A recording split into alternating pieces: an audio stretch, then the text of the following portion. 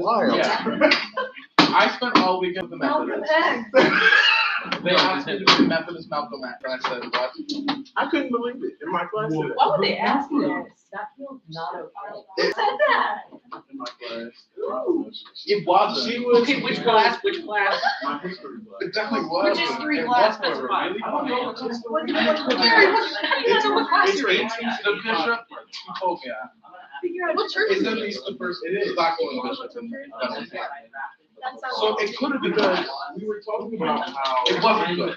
In Malcolm X, It was not good, and I don't like the Methodist. but it changed. What? This is like on But campus. she still said that no matter what. There was a symposium this weekend. She said, I was about, she said that I believe that humans inherently know right from wrong. How do you know? I said, are you serious?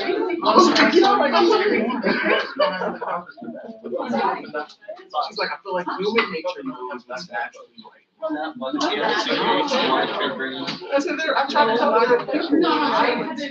Hold on, Trey. Are we calling those people that? What are we talking about here? By the way, you know those days?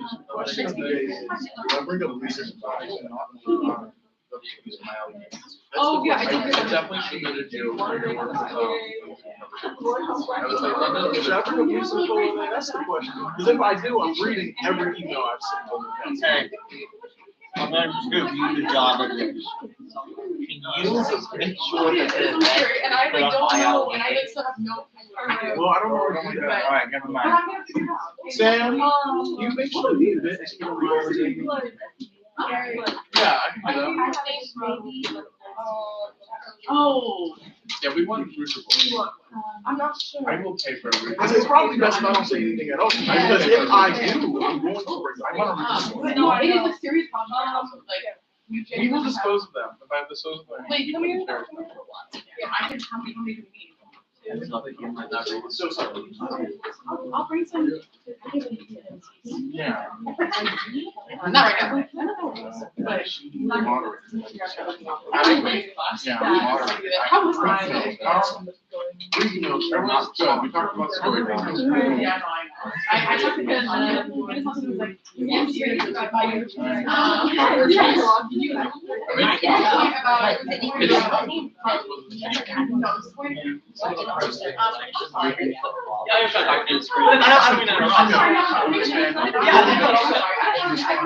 No, I'm like, I forgot I had like a 50 years meeting ago, with like. Roberson before I sent all three of those emails about the problem. She still is continuous in her. Oh. I want to know What? Watch.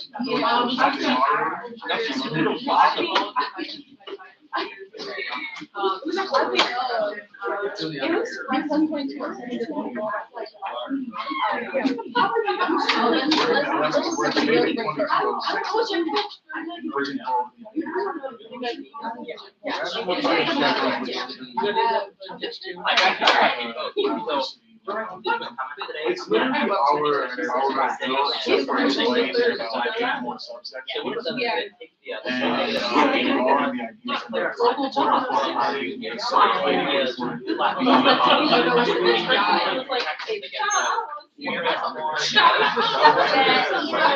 That is so too much. Can you mention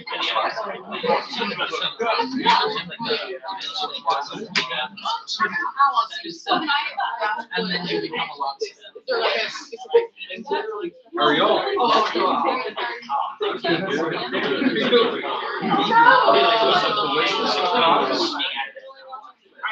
No, not so delicious? No, it's.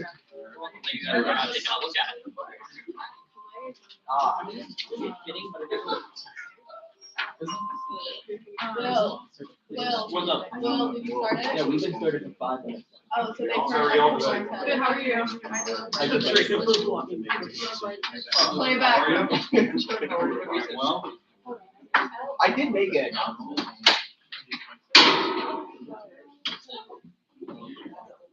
So I'm an official guest speaker, I have to be official. Right. Right. okay. Well, Yeah, what? I'm gonna give you two. Okay. You're gonna get a, yes, and I'm very ready to. You wanna be creative? Yeah, Just kind of what happened. she does that.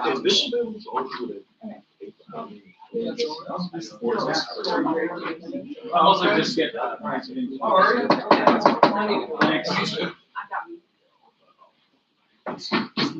We're calling the meeting to order. Veronica, here, Rudra, Here. Ray. Abigail, here, Adriana. Jalen.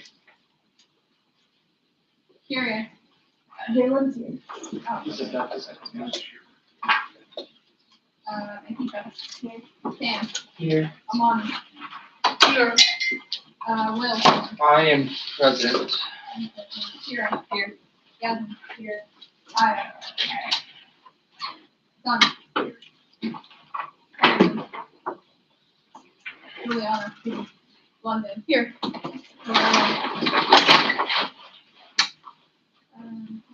Joe. Here. On. Hunter. Sophia, oh, is he here? Sophia. Here. Sam. Here. Lee. Here. Lorenzo. Here. Gary. Here. Roxy. Is finance pretty soon? Is that in right now? Yeah.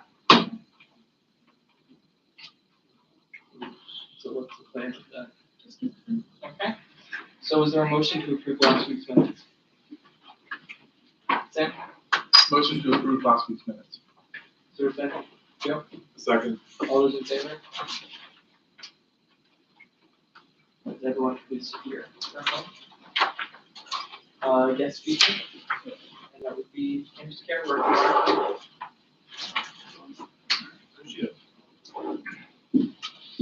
Will, you have the guest speaker. I do have the guest speaker. The microphone doesn't amplify in the room, but it's for our online audience. Oh, okay. So the yes microphone's a good thing or a bad thing, or it can go either way? Yeah, depending on how it goes. Well, hey, guys, well, appreciate you guys allowing me to come speak with you. I'm from Campus Care, and Campus Care is an extension to 98.6 for institutions of higher education. So we provide telehealth services, and we provide telehealth services to all Allegheny College students for primary care, which is medical, and also behavioral health care. So we are here to augment all on-campus services to be able to provide 24/7, 365 services to all of you, the rest of the students here. And, some interesting kind of facets that we have in play here. Our technology is really developed around college students. So we have about 4 million members across the US who currently use our services. We have many large corporations, Boeing, healthcare organizations such as Seattle Children's, insurance agencies such as Banner Aetna, very large organizations that we currently serve, including colleges. So Allegheny has just come on board with us starting in February. We serve many other colleges and universities across the US, including University of Arizona, Purdue, and others. And, we're here to remove barriers to access care. So middle of the night, you have something going on. You're coughing, you're not feeling well. You have help. You have a physician that you can talk to. Kind of gone are the days of having to WebMD it or Google it. You always get worst case and best case scenario. Either you have, either you're dying or you have allergies, right? That's typically what happens when you Google things. So So our physicians are on standby. It's pretty much immediate access. You guys will like this. You enter in through an application, and it starts with artificial intelligence. So instead of a boring intake form that you fill out, you enter in, you say, hey, here's what's going on with me. And that artificial intelligence starts asking additional questions, okay? Well, pinpointed on your responses, right? And so by the time you get done with those responses, you have a physician on the line who's willing and able to help you. You can continue texting through our app with the physicians, or it can enter into a video session for any other care that you may need.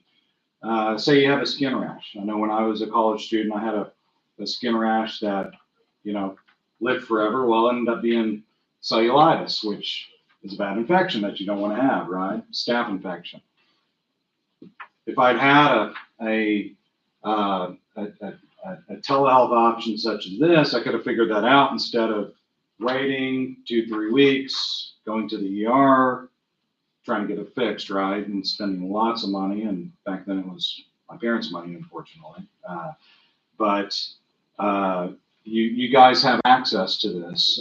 Physicians, 24/7, 365 can send prescriptions to your pharmacy of choice. They can order labs for you.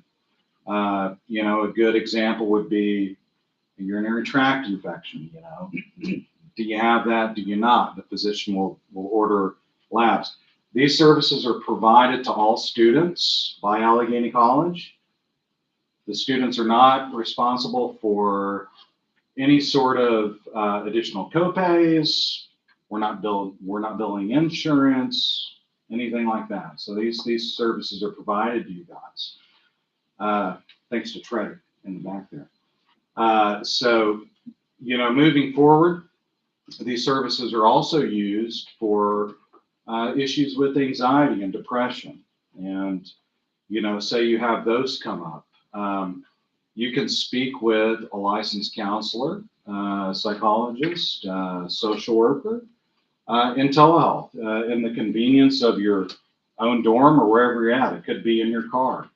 Wherever you're at, you'll have access to these behavioral health services. And same thing for medication management with behavioral health issues as well. So, we're really here to just advocate for you guys, advocate for the entire student base, and provide these services and make sure that the students of Allegheny College know they have the services, right? So that's the biggest thing.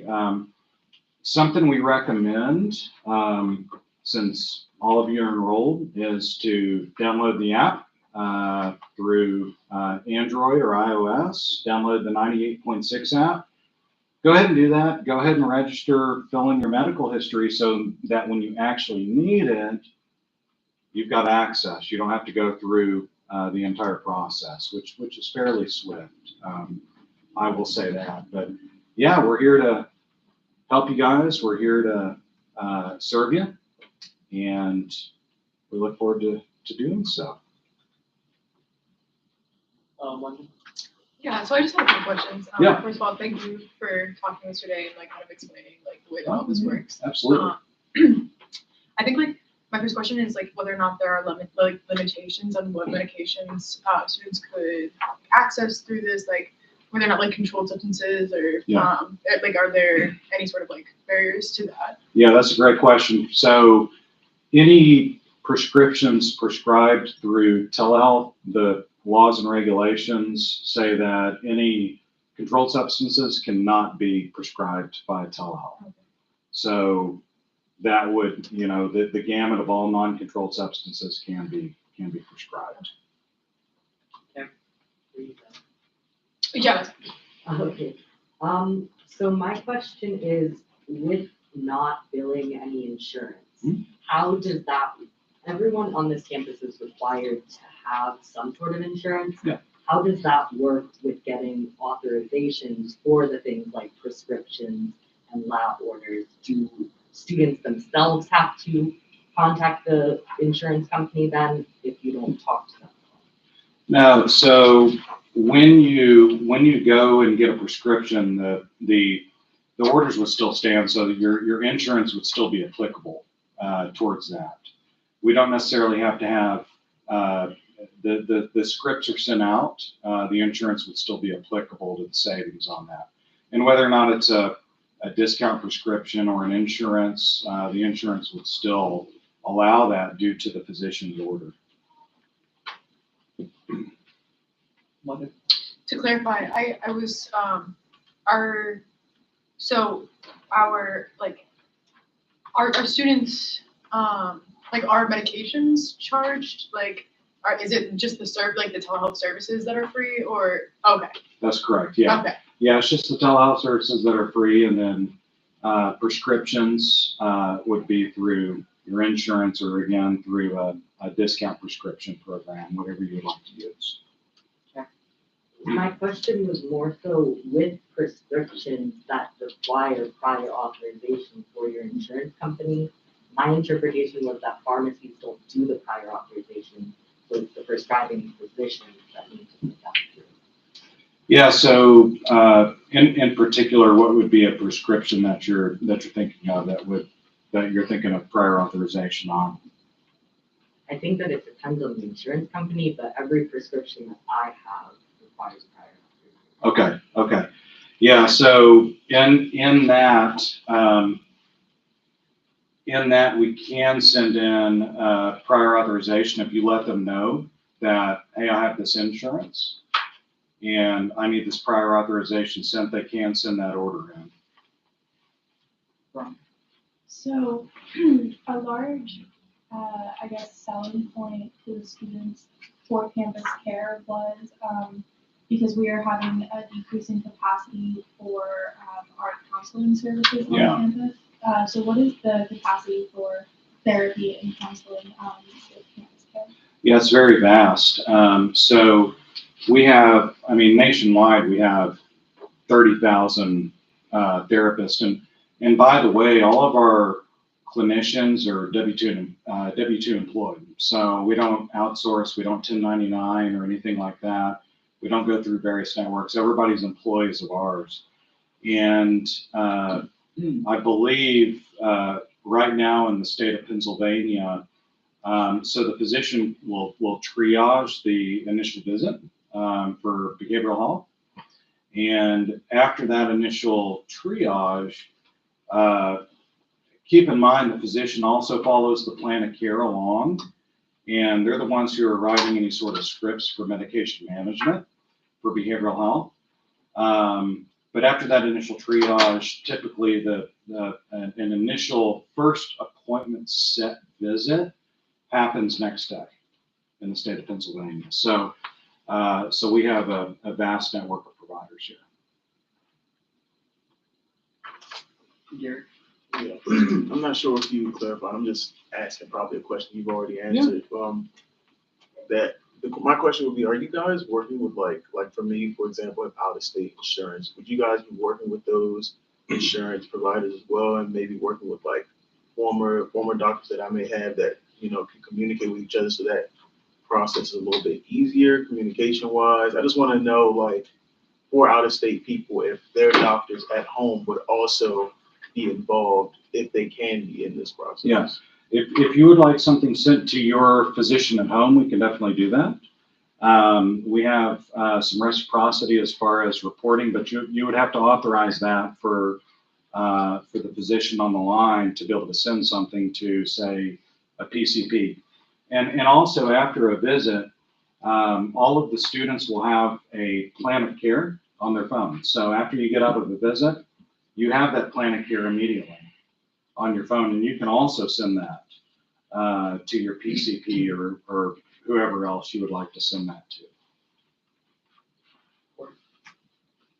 I'm just curious what your capacity for like continuing care is with the same physicians, because I noticed that like the information on the sheet says that there's counsel available for like chronic health conditions and things like that, and that's almost impossible to be actually applicable unless you're meeting with the same person repeatedly. I find the same thing to be true about mental health services a lot. So Yeah. like, how does that work like Yeah, so mental health services, you will have the same therapist. You have the right to choose on that, and it can be based on many factors. It can be based on, you have a specific gender preference or otherwise. You get to choose your therapist to continue on with visits. You can also disconnect and say, hey, I would like another therapist there. With the physicians, with the nature of it, and having almost immediate response time, you will get a different physician when you log on, because we want that immediate response time. But if you have one in particular as well, you can request that.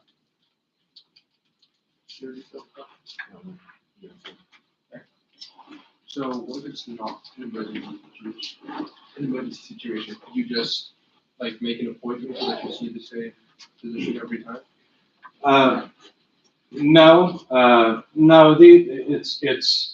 So we're here to augment urgent care services, some primary care services, but as far as needing to get out to see a physician, just for routine care, we highly recommend that you keep a physician available for that, for face-to-face, kind of ongoing maintenance. Yeah, I know a lot of therapists in Pennsylvania don't allow, like meetings outside of Pennsylvania, so I know with our helpline, we can call that helpline whether we're at home or whether we're not. Yeah. So is this something that's kind of Pennsylvania specific, or this is something that we can use at home, like our breaks and stuff? Yeah, so we're in all 50 states. So we have licensed clinicians in all 50 states. So if you go to Ohio or Alaska or Texas, doesn't matter where you're going, as long as it's in the 50 states, we have clinicians. But it may be a different therapist as you move out into different states. Yep. No other questions? Okay, yeah, thank you. Thanks, guys. Well, they're wonderful. Oh, you're the mic guy. You're the mic guy. Okay, now we are on to the middle state update with Professor.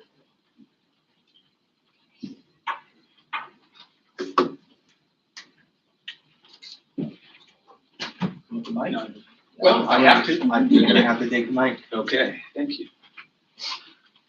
All right, good evening, everybody. Thank you for giving me a few minutes of your time. I won't take too much of it tonight, but I'm typically here with my middle states coach here, Professor Jen Bearden in the music department. She's also the associate provost, and we've been doing these updates with all the campus constituencies. We've been before the faculty, staff, and now we're glad to have this opportunity with you. We've been doing this throughout the middle states process. So what I want to do tonight is just briefly update you on where we're at in the middle states reaccreditation process, focusing in particular on next week. You may have heard or received an email today that we have an external review team coming on Sunday. So I wanted to update you about that, say a few words about how you can engage in that process, and then finally tell you where we go from there, right? So just to give you the overview. So as a reminder about the timeline, this has been going on for almost 2 years now. It's a long process. We have been trying to be as open and inclusive and transparent as possible. Last fall, we shared the first draft of our self-study report, and then we shared the final draft of that report with the community. It's available at our website. It's allegheny.edu/middlestates. So there you can go and access the full report with all the evidence that we've been given, that we've come up with. And this report was turned over to Middle States about a month ago. And that was also given to the external review team. And then also with that, we gave Middle States all the supporting documents. There's a big evidence inventory that we have to upload for them to provide documentary proof of some of the things that we claim, that we're meeting certain standards and requirements of affiliation that they have there. But as I said, the thing I want to highlight tonight is that next week, starting on Sunday, March 26th, we will have a visit from an external review team. And this is almost the last part of the middle stage process. So there's going to be 7 individuals coming from different institutions to campus. They're going to be here from March 26th on Sunday until Wednesday, March 29th. There is now a almost finalized itinerary of their visit up also on the Middle States website. That's always subject to change. Just last night, they said, can you add these 5 things or move these 5 things around? So it's always moving around, but their itinerary is available for everybody. But essentially why they're here, they're here to kind of get to know Allegheny, to hear our story. They're going to be meeting with different individuals and constituencies. They're going to meet with President Cole and his cabinet. They're meeting with faculty council, the assessment committee, members of the staff and advisory committees. They're meeting with students. There's a group of students, I think, that have been identified to meet with them. They're meeting with department and program chairs. So they're trying to get as broad a picture of who we are as possible. They're going to be asking questions, like if they have questions on the basis of our report and so forth. But essentially, they want to learn more about us so that they can write up the report. Now, one of the things we're doing to try to get people engaged is that we have, instead of doing t-shirts, which we have talked about, we have 3 related stickers here that I'm going to leave with you tonight. But essentially, we're going to be passing these out through all the academic buildings and other places at the, starting tomorrow, and hopefully your professors will be giving them out in class, saying a few words. But this is just a way to remind everybody. We just want to make sure that people are aware, who are these people, what are they up to, and maybe if you talk to them, you'll know, have a sense of what is happening with them. But this is just a small way to remind us about the process and hopefully get people involved. Now, there are 2 possibilities for the community as a whole to participate in this process next week, and I want to highlight those for all of you.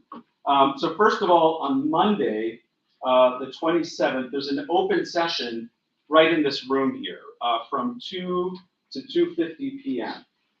This is a drop-in session. You do not need an appointment, but if you want to come and ask questions, talk to them, offer your voice, whatever you want to do, please consider showing up and participating there. And then the second opportunity is next Wednesday on the 29th at 11 o'clock in the Vukovich Center. And at that session, the external review team is going to be sharing their preliminary findings. So it's not going to be, I don't think it's going to be an interactive session, but essentially they're going to tell us what have they found. What are their preliminary findings? So it'll be a good way for you to learn and hear what the outcomes of this visit might be. So I hope that you'll consider attending one or both of those if you can. I know 11 o'clock is a hard time for all, it's very popular for classes. So whatever you can do, that would be great to see you. So then finally, just what happens after this. So after the team is here, they have to write up the report within 2 weeks. So they will write up a formal report, turn that over to Middle States, which again is the reaccrediting body. We will then have, I think, a week to respond to it if we feel the need. So if there's things we want to respond to or correct, the college can do that. And then we wait until Middle States meets in June. Middle States will gather all the materials, our self-study report, the external team report, and so forth. And so in June, we will get the final word from Middle States. Are we reaccredited? I think we will be. But essentially, what do they find? Do they have recommendations, suggestions, and so forth? So essentially, by summer, by June of this year, this long 2-year process will be over, thankfully, and then on the basis of what we hear from Middle States, there will be further things done after that. So that's what I wanted to share tonight. Again, just to bring you up to date, to alert you to what's happening next week, and if there are any questions, I'm happy to answer them. Sorry. Is there a downloadable PDF? Because the one that I got, like in the email, is not. It cannot be downloadable. Okay. And that's partly because it's typical that nobody shares these. So even for us, we could not get copies of other colleges' middle states reports. So it's meant to be open to the community, but not portable, essentially. Yeah. So everybody here can access it, but you can't reproduce it. That's the only thing. So what if it were to be? Yeah. Could it be referenced in like let's say like a student was comping on and like if they wanted to reference this in their comp, would that be permitted if it's not even allowed to be downloaded? That's a good question. I don't see why it couldn't be. But if you have any, I can always look into that. Yeah. But again, it's a weird thing. It's like, yeah, we're not trying to be secretive, but I think it's about just in the world today, information gets out, and so that's why it's open but not easily shareable. Will, is that a question? Yeah, it Yes. is, sure. Yeah. Kind of a fun one. Yeah. Any major concerns going into before meeting the accreditors? And if so, what are they? And what Well, are I mean, their concerns? so I think so everybody's prepping for this. Like I had a meet with the cabinet today and last week, and everybody's like trying to make sure they're really acquainted with our story. I mean, I think they're going to be looking at questions about sustainability, our financial situation, enrollment, things like that. Just how's that? It's a tough landscape out there for higher ed, and so how are we doing? Do we have plans and so forth? So one way we've been thinking about that the review is partly about where we've been, where we're now, and where we're going. And I think what we're going to be emphasizing a lot of is what's in place now to kind of make us robust and a great place to be in the next 15 or 20 years. But I think it'd be those two things. I'm not really that concerned about it, but I think that's what they're going to hone in on. And then Middle States loves assessment. They're assessors, right? So do we use data? How do we collect data? Are we using it effectively to improve our curriculum or other things on campus? So I think the assessment part is another thing we'll probably dig into. Any other questions? No? All right, thank you. Okay, thank you so much. And what's the best way? I'm just gonna leave these here. Okay. Yes, you can just share them, collect all three. All right, have a good night, everybody. Thank you. Then we'll move on to constituent comments. I got that. Next, Reese. Should I come up there and try to stay here? The microphone is necessary, and it looks like Will is coming to you.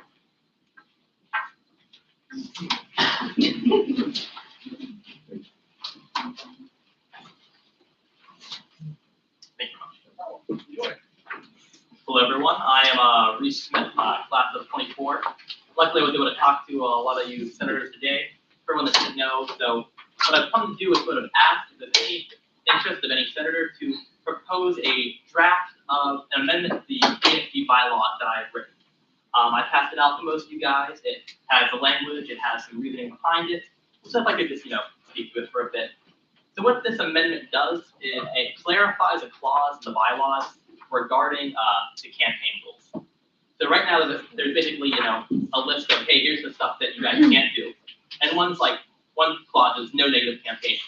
A really good clause. We don't want mudslinging. We don't want really brutal campaigns. But I'd like to clarify it. I think there's a sort of a drawback of it. I think I'd like to clarify it, that we should clarify it. That way we make sure that candidates are able to engage in debate during campaigns, that they're able to debate policies, their ideas, their platforms, and they're able to have more of a back and forth about ideas, because debate's generally a good thing. So what this, how the amendment actually reads, is that in the list of things you can't do, and the current version is there, essentially, list of things you can't do. It says negative campaign against other candidates, and it would replace it to say, attacking the character and motives of other candidates, period. This clause shall not be interpreted to prevent candidates from critiquing and debating other candidates' platforms and policies. So it keeps those protections against mudslinging. It says, you can't attack people's character, you can't attack people's motives, but you can actually, debate policies, can debate platforms. I think this is a worthwhile endeavor. to go through. Because debate's, a good thing. The debate process allows us to have a deeper understanding and more nuanced views of issues, and ultimately will lead to a more informed student body. We're all students at a liberal arts college. We all know the virtues of debate and how it improves ideas. And so I think, it would be a good policy to let ASG candidates debate during elections. Thank you all very much.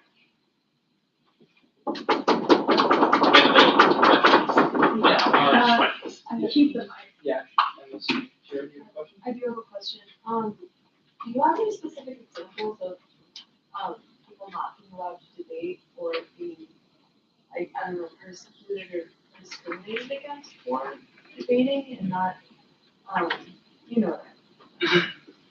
under the impression, based on like a official ASG communication with me, that one of the things that is prohibited by the interpretation of the bylaws is that there is no critiquing of ideas, along with no critiquing people and attacking people's motives or characters.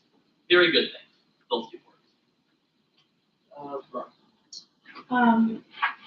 Two things. One, do you have a copy of this amendment for cabinet and rules to look at? Yes, I have a bunch. Yeah, and one of the things I was told was that like I have more. I'll give you guys some more. But And then yeah. the other part was just like a point of clarification is that because this is not sponsored and hasn't been reviewed by rules, we can't look at it tonight. I totally understand. That's actually something that's been brought up. I totally understand. Before coming here, I was not aware of, well, I guess not before today, I wasn't really aware of, the rules committee requirement to review these things. As well, I didn't think as being, not a senator that I was able to submit anything to rules to even be approved. That's why I came right here to sort of say, if anyone's interested, here's this thing that I wrote up if anyone's interested in sort of being its champion in the Senate. Yeah, my question is, I understand that, attacking the character and motives of other candidates can be a negative thing, but I think being this specific might give other people who do run in the future opportunities to find loopholes around it that this doesn't directly clarify is negative. Like, let's say, for example, having a platform where you run, that other people are able to speak on it. But I feel like it should be a neutral setting where it's not your own and where, let's say, for example, I'm gonna use Amani as an example. Amani gives all of the balance and opportunity to speak. And it is headed by Amani and not by one of the running tickets. So I think that that's a little bit different than having a ticket host a platform to talk about their personal goals and also allowing others, but then speaking down on others. Does that make sense? Oh, that makes sense. I'm not talking about holding a literal debate. Yeah. I mean being able to engage in sort of online and in forums and in real life, being able to sort of say, this person's policy, I think this policy has some shortcomings. Here's ways that we could do it better and that I would want to do it better if I ran. Yeah. And definitely the thing is there loopholes now for more negative actions? Possibly. And in that case, if this needs to be amended further, I'm cool with that. I just think there should be, a greater protection to allow people to actually sort of debate ideas. If that answers your question. No, yeah, it does. Follow up to that, I think, how would you manage an online forum which makes it extremely feasible for people to, have passive aggressive undertones or bring in negative topics or things like that, or personal attacks? Because Yik Yak is technically an open forum, but it has been used this year and in the past to negatively harm the perception of people who are living. So how would you go about moderating those discussions? I mean, I'm under the impression that ASG is already monitoring Instagram and stuff, things like that, for negative campaigning that can be traced back to someone. As for Yik Yak, it already is essentially a cesspool of negative campaigning and personal attacks and mudslinging. But there's already nothing we can do about that because it's all anonymous and we can't give it back to anyone anyway. Yeah. If that makes sense. I guess I was asking, would you be opening a forum if you know what I'm saying, or So okay, ADHD were to do that.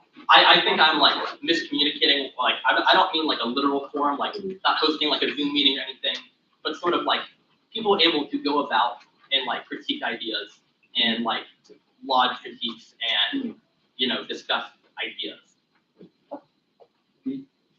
Sort of adding on to that idea that I personally believe that the reasoning behind the current rules are so that a moderator is able to develop any sort of debate and prevent that negativity, what you call mudslinging, from happening.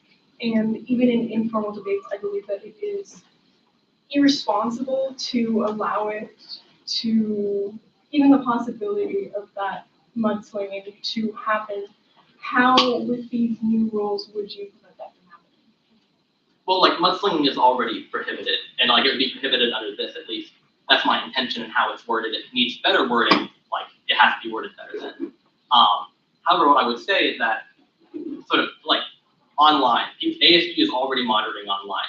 ASG has the ability to monitor things, and they already, you know, kick you off the ballot if you break that rule, and they find that out through, you know, various monitorings. This now means that when they're monitoring, they don't kick you off for critiques of ideas and platforms and policies, but they kick you off for basically attacking someone's character, attacking their motives, and, you know, mudslinging in general. So it's less that it like opens up new doors, but rather it means that like when ASG is already doing things, it's sort of providing a greater limit to the scope of their actions. Okay. My only comment would be, I think that within what you're saying, I need a definition of what you consider debate. Because what I hear you saying is debate doesn't include another person being there. And my definition of debate would be active participants. Okay. I definitely see what you're saying. And maybe there needs to be a better word choice there. To me, like my concept of debate is like anytime you're sort of engaging in critiques against something, you're like debating it.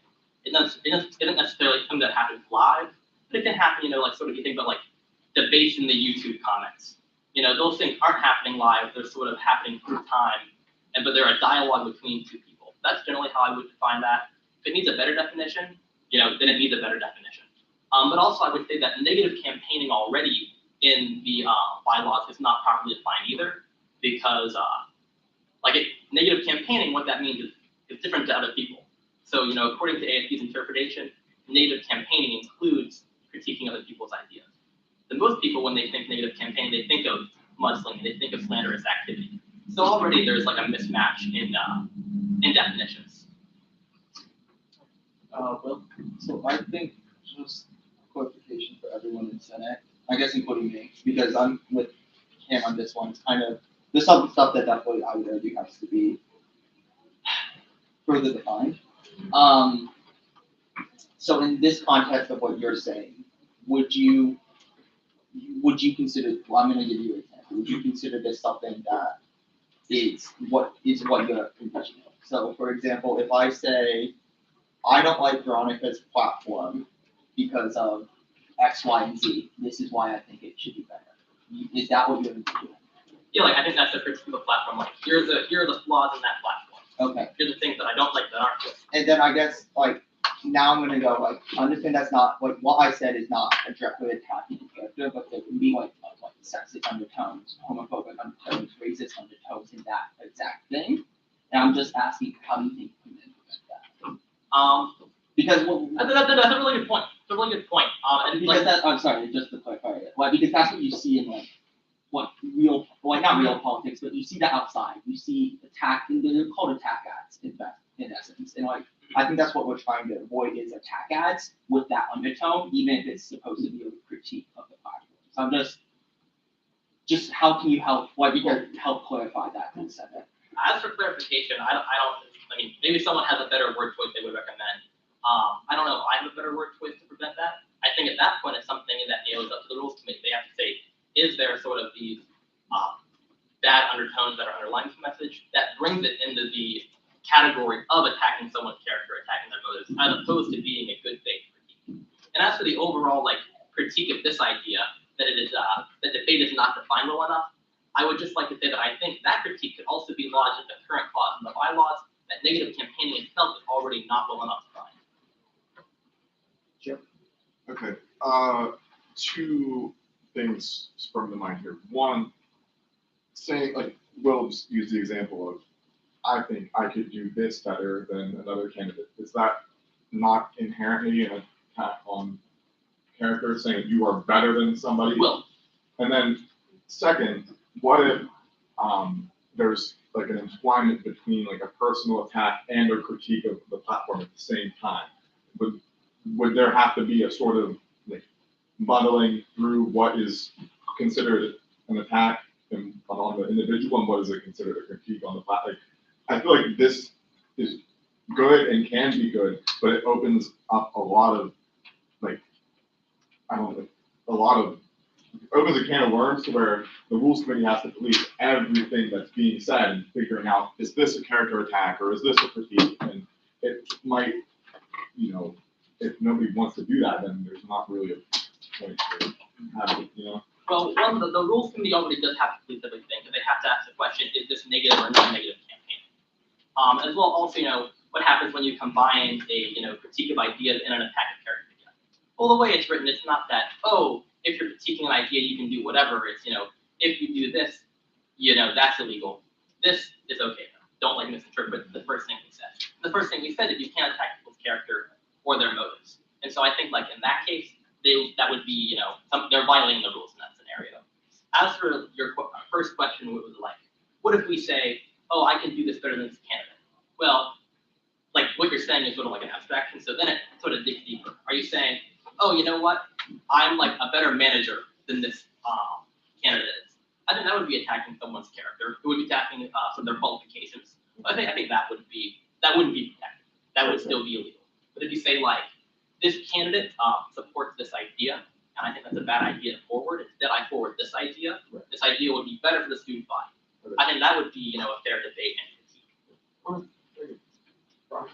Yeah. First, I just want to, you know, thank you as a constituent for bringing amendments forward to this body to review. I think this is probably one of the first times I've witnessed it happen. But I just want to remind Senate that this is not something you can vote on. It's not in the right format. It doesn't have a sponsoring senator. It hasn't been reviewed by the rules. So all of these comments on how to shift the wording, how it could be ambiguous, is something that we will debate once we get the final form of the amendment. And that would be written by the sponsoring senator. So whomever that might be, I'm not sure if you had. Nope, I have no one in mind. Okay. Anyone who wants to, please do.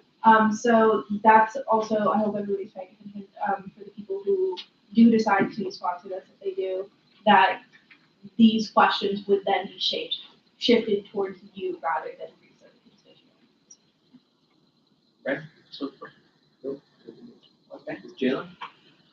Go for it. No? All right. I was just gonna say, it kind of sounds like you are looking for another like platform or I guess candidate to be able to like debate their ideas.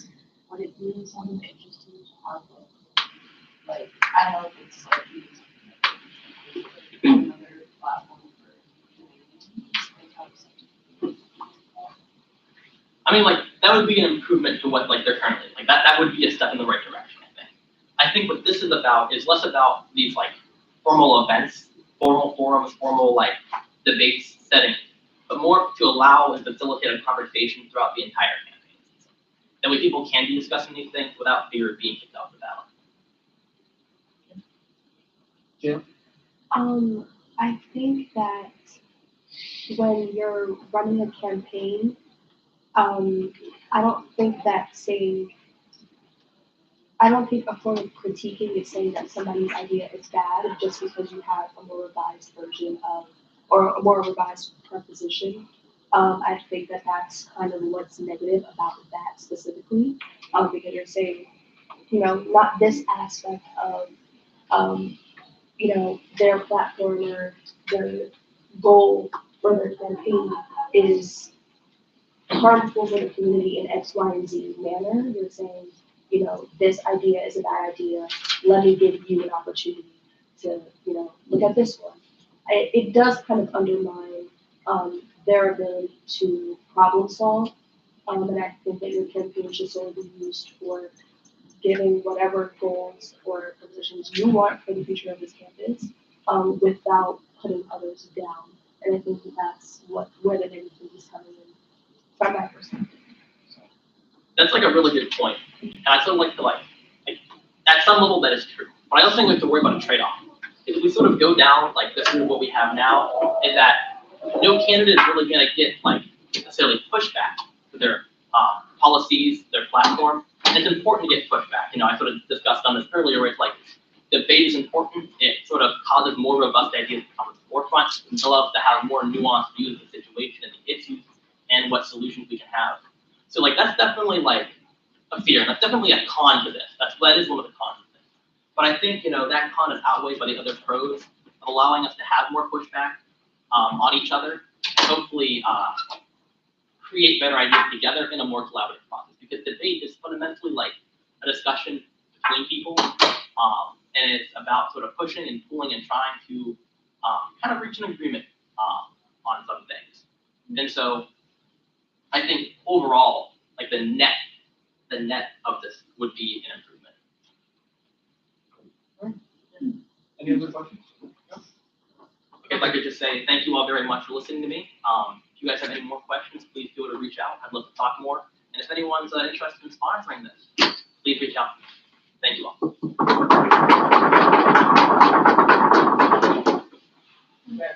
Give the microphone. There is our finance person. Okay, so there's no new business this week, but this week we have $1,932.50 coming out of the general fund for work, NSA free help. And then for the sub fund, there's $6,085 for our national club and union Latino. So the total is $8,017.50. So can we get a motion to approve this slate?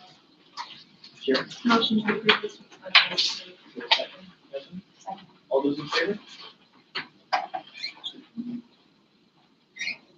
All those opposed? Any abstentions? All right. Motion passes. Now to Jane. Yeah, so. Yeah, so I wanted to propose 24/7. My intention was to propose this last week, but for personal reasons I was not here. And so I'll explain it a little bit first and read through it, but it is in minutes.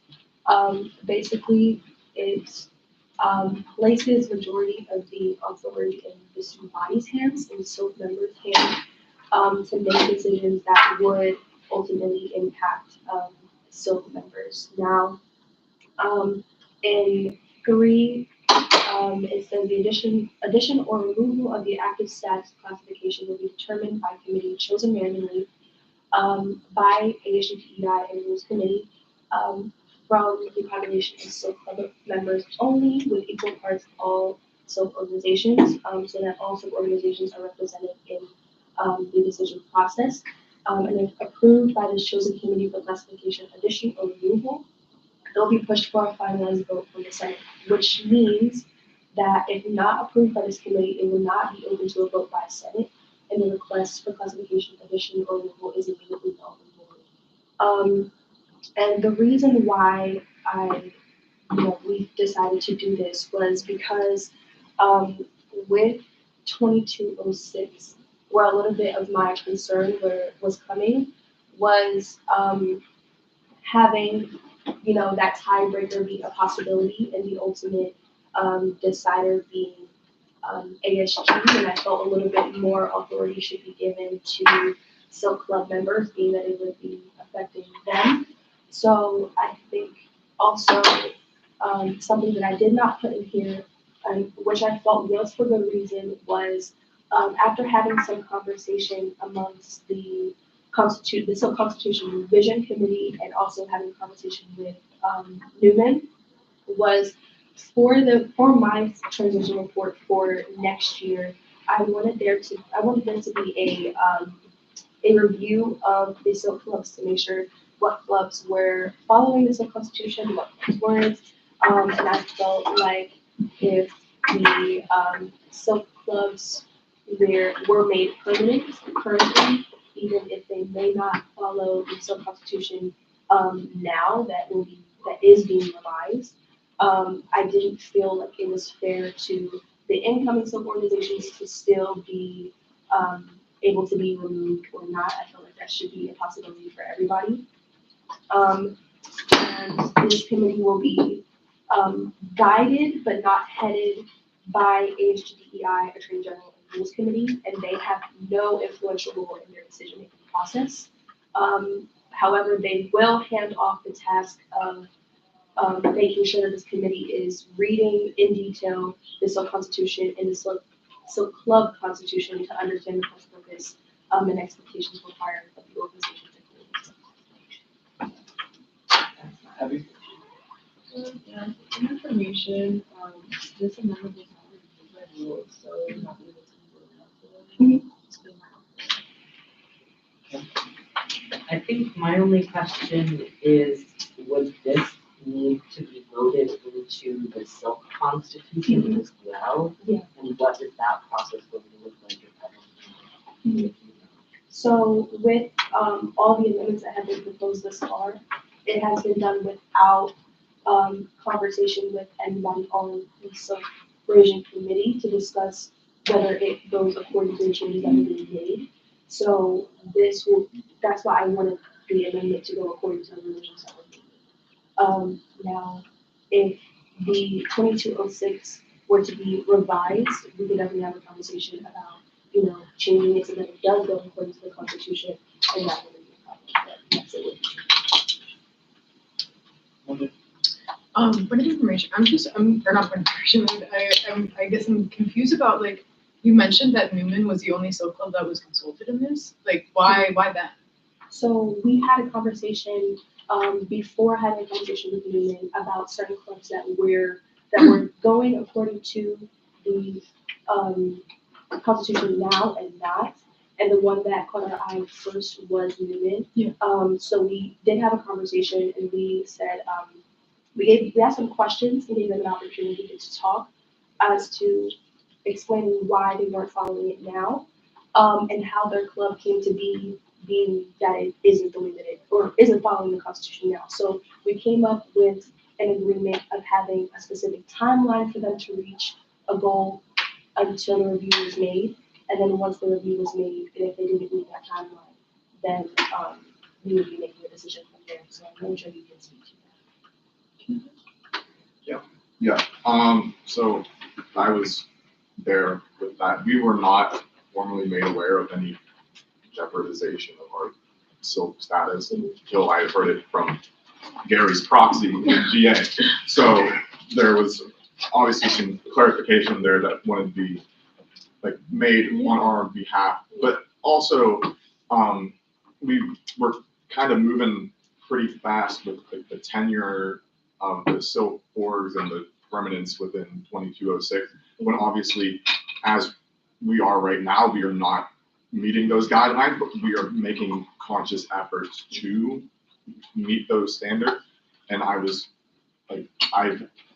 saw this before it was brought to the floor, and I like where this is going because it gives more of a, it allows a flux of Silk and not Silk to be you can fall out of it if you're not making it, but it's not, somebody's unilateral decision. It's a cooperative effort to determine that status. So I think, me personally, I would be in favor of this as opposed to 2206 as a student representative, but also as a Silk board member. I guess I just, I don't know if I just can't read well or I'm confused, but I guess so is this amendment supposed to just make it so that Newman can remain in Silk, or what's what is your core objective in bringing this forward rather than revising or discussing the previous one that was supposed to be voted on today? Yeah, so I'm talking to you. Oh, yeah. Alright, Roger was also. Okay. Yeah. So I think that there are two ultimate goals. So with the conversation with Joe, it's not specifically about Newman, but it's specifically about the timeline in which we're allowing some organizations to make those efforts to abide by the Constitution before they're being reviewed. So in the transition report, I am asking the individual in my position to review the civil organizations to see whether they classify as a sub-constitution by the end of next spring. And to have and make that decision of whether they should be classified or whether their classification should be approved. But then also, I felt like I didn't want as much power in ASG's hands to decide what was going to happen with Silk when a lot of ASG members are not in Silk or a part of Silk. So I felt that it was best to put the authority into Silk Club members' hands so that they can decide amongst themselves with the guidance of ASG to make that decision for themselves. Veronica? Point of information, can we motion for discussion, so that we can put a time on this? Motion. Is there a second? Zubi? All those in favor?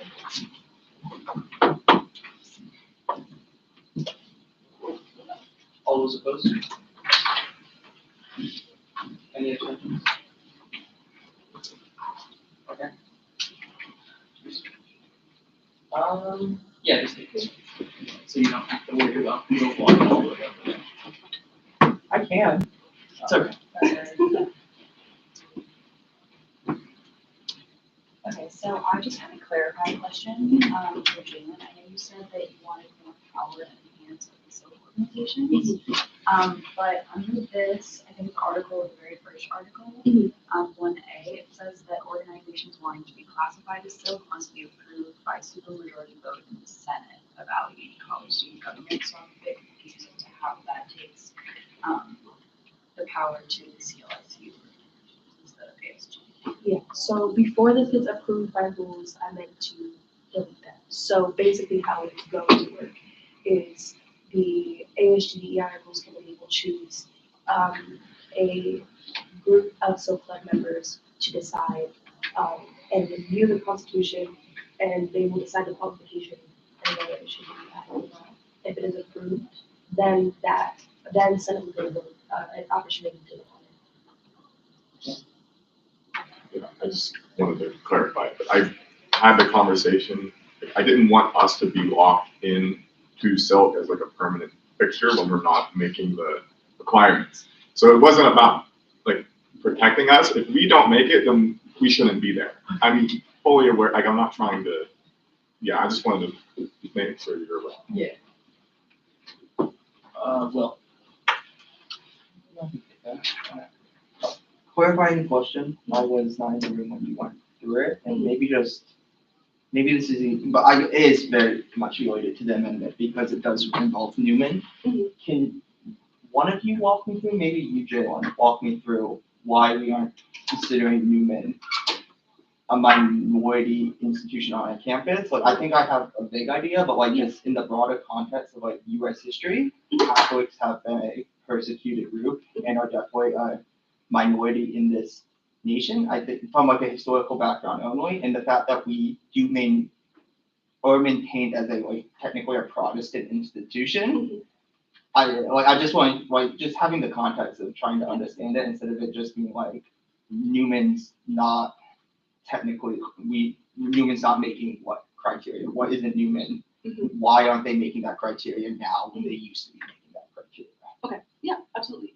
So basically, the reason why Newman isn't meeting it now is because as the Silk Constitution stands now, it doesn't say that the club itself and the topic of the club itself should be minority. It's saying that 80% of the individual members as people should be part of a marginalized group.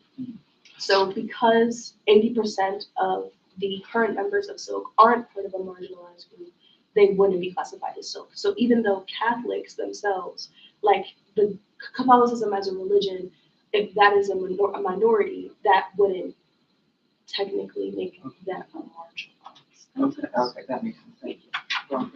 I just wanted to clarify a point, that Anthony brought up, about the supermajority by Senate. Our club constitution need to be approved by supermajority of Senate, so I know it hasn't been reviewed by both yet, but I personally would argue that that should stay in. Jeff, can you bring it back to the left?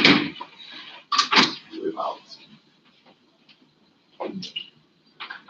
Yeah, so my question was, kind of in regards to what you just said, so I guess, if you're arguing that it should remain like in that way, what makes this, I guess, more, in line with the needs and wants of SILT organizations than ASG if it's this, if it, like, I guess, like, because the way that, like, you defended, like, the need for this was the fact that, like, it would prioritize the needs of SILT organizations more than, like, ASG being that, like, not all of us represent SILT. So I guess, like, how would it serve that purpose if it's not? So the issue with 2206 that I found is that ASG already has a capacity issue, and that amendment required more than I anticipate students would be willing to participate in. We have 3 open seats here, a number of absences here tonight as well. Our college committees are fairly empty, so I think the capacity that ASG serves in, we would not be able to guarantee that we could fill the seats for review on an ASG end. However, SILT can because it directly impacts them. So I see this as more giving SILT the power to determine SILT, while the prior amendment seemed to be moving away from the SILT constitution and more in the hands of ASG. Happy? All right, is there a motion to extend discussion? No. All right, can someone hand me a microphone? Thank you. And then one of them. Yeah. Okay, good.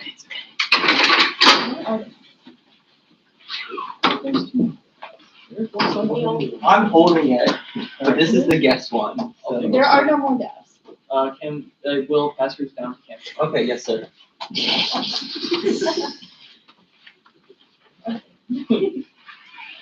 So our main minute for student affairs is relating to dining committee. And so we have hopefully some upcoming events with dining committee relating to getting more students involved in decision processes. If Amani wants to talk, just by, we have like 2 bullet points. Yeah, so for the most part, I'm looking forward to hearing that say about if that's something that we can, do as a collaboration with them in order to expand the amount of participation amongst students too. And in addition to that, we're also still waiting for updates on food security standards and anything. Okay, Crocker, Sure. you can just pass that on down to Will. Ideally, so some of you guys might know, but every year ASG does a menstrual cup drive where we table and we give out menstrual cups for free, ranging from small, medium, and large. And it's a good way to increase sustainability around feminine hygiene and all this other stuff. But she is looking tentatively at doing tabling from the 3rd of April to the 5th from 11 a.m. to 1 p.m. That does count as representation hours for y'all. Corey? Okay, obviously the service hours spreadsheet is on here, people keep filling that out as you do stuff. There's also a volunteer opportunity listed tonight. I think it was in Pizza who sent it to me, so she might have more information than I do, but essentially it is, the take-down serving for a, meal. Yeah, and then formal information, it's tentatively scheduled for April 29th, 6 to 9 at the country club. We didn't want it to overlap with Springfest, so it's pushed out a little bit. But yeah, I will be sending out forms to collect numbers of people interested in coming, food allergy, things like that, shortly. So please fill that out when you get it, if you are actually interested in coming. Otherwise, there won't be food for you. So that's all for me. Okay, well. Hi, y'all. Hi, sorry, how's it going? Two big things this week, so yay. First one is Friday, finally, the sweatshirts. Much talked about sweatshirts. GFC 5 to 7, Meadville Public Library will be in GFC 5 to 7, sorry. Handing out free sweatshirts, we have maroon, charcoal, so black, and then royal blue, open tab. You can go get your Meadville Public Library card if you want about all the programming events that the public library is doing. Book club, where you think about how you can connect with the public library. Attend, there's only 91 sweatshirts, I believe, so hopefully we don't run out by the time of 7, but like get there early and you can definitely get a sweatshirt. And then the second event is Indigo, once again is having their student night this semester, 9 p.m. to midnight, March 23rd. There'll be CATA provided shuttle transportation too. That is all. Lorenzo? Point of information, can someone add the word Friday or the date to Bill's, or can you add the word Friday to your minutes so we know when it is? That is a good catch, yes. Abby? Rick? I forgot that you did that. Hi everyone, so this evening what happened with Kika. So essentially, this will be the second week of the winter ADS and Veteran Service Club. If you're present or not, it will be and then on my end, I just wanted to remind you all that we'll be going tomorrow and then on Friday at 9 p.m. to the forum with the link, and it will be tomorrow morning with questions and email. And just let people know that Okay, so Gilligan is going to be moved yet again in just another week, so that it doesn't follow this year. Okay, class reports 23.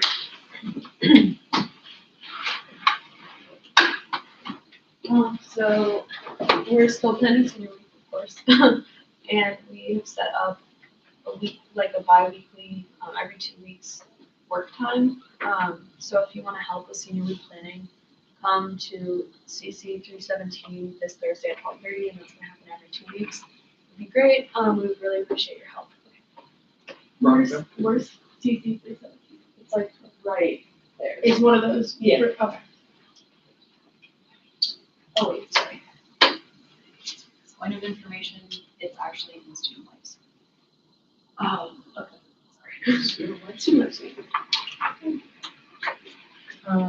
Hi guys, happy Junior Appreciation Week.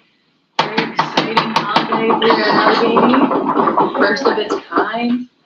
So yesterday we held our demystifying comms panel, so thank you to all who were there or participated in it. We also still have our junior class pinning ceremony on Friday from 6 to 8 p.m. And then also the spring fling, which is open to all students, not just juniors, from 8 p.m. to 11, which is in the campus center. So please be there. Tell your friends to come. It's gonna be fun. There's gonna be hors d'oeuvres. That's fancy. Yeah, you want to be there. You really do.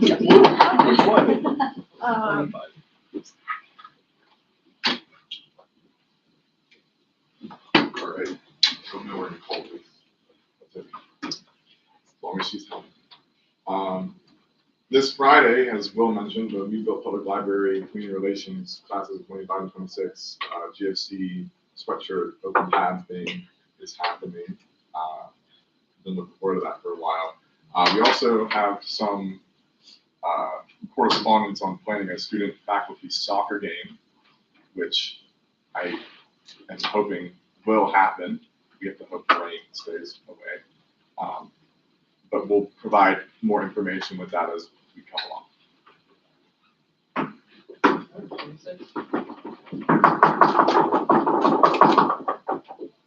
Our most recent Therapy Dogs event was a success. The next is scheduled for Monday, the 27th, from 5 to 7 p.m. in the Brooks Blue Lounge.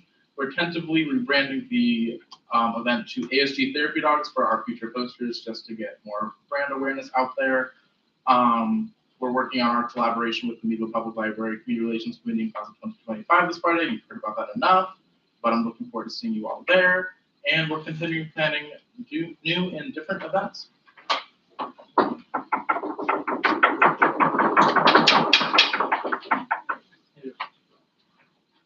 Okay, I will add this to my actual written down minutes, but I'm currently working on the charity dinner that Clay Club is doing. The date is a date that is in April. It is either April 13th or April 15th. I can't remember, so I'm not writing that down. I will let you guys know when I actually remember the date. I'm making goals, and money that is drawn up from the charity event will be donated, hopefully, to the local elementary school to provide school lunches. Yeah, sounds good. All right, so on Sunday, I am going to be a part of that middle state, meeting at Davenport. So next week I will have an update for y'all. And then I will be meeting with Adriana this week to go over some financial policies and overall information so that it is in a good position for transition to whomever wins. Also, I'm gonna add this, but I'm attending the GAP meeting tomorrow night to discuss SpringFest, as we have recently rekindled the relationship between GAP and ASG that was stubborn.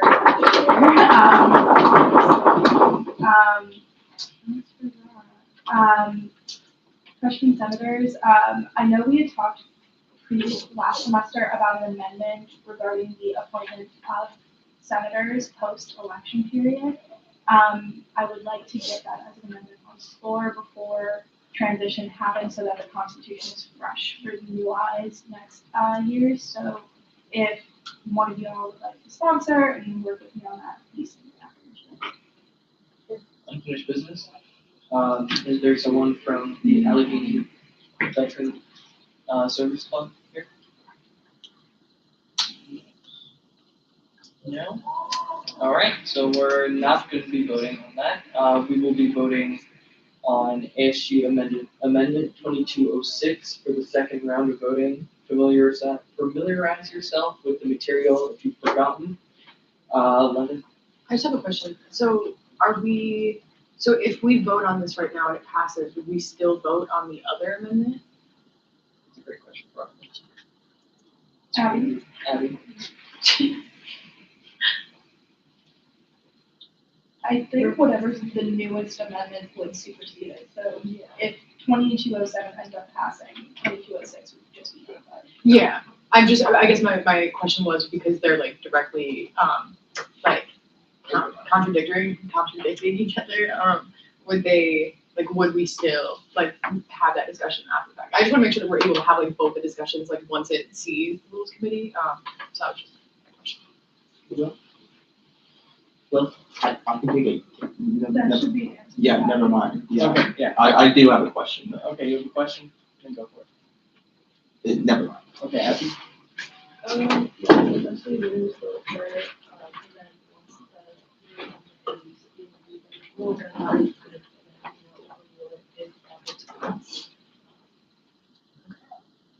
Thank you. Is there a motion on the floor?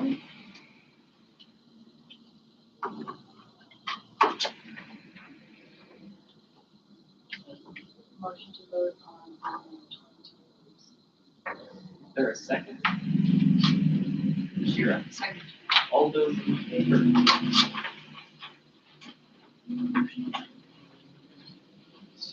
All those opposed?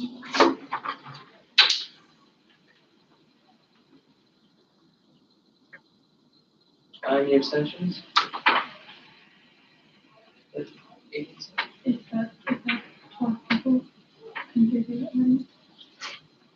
28 people. Yeah, motion does not pass.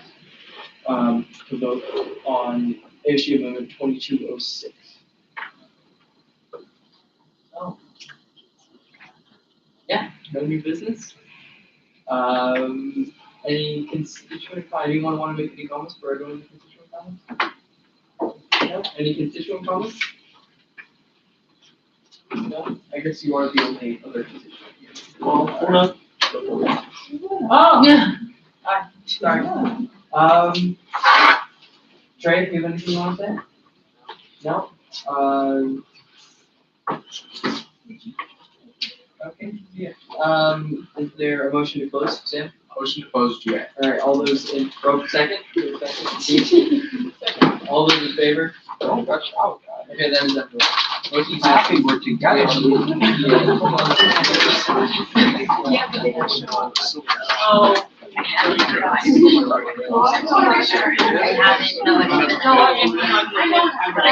That was a marathon. That was an absolute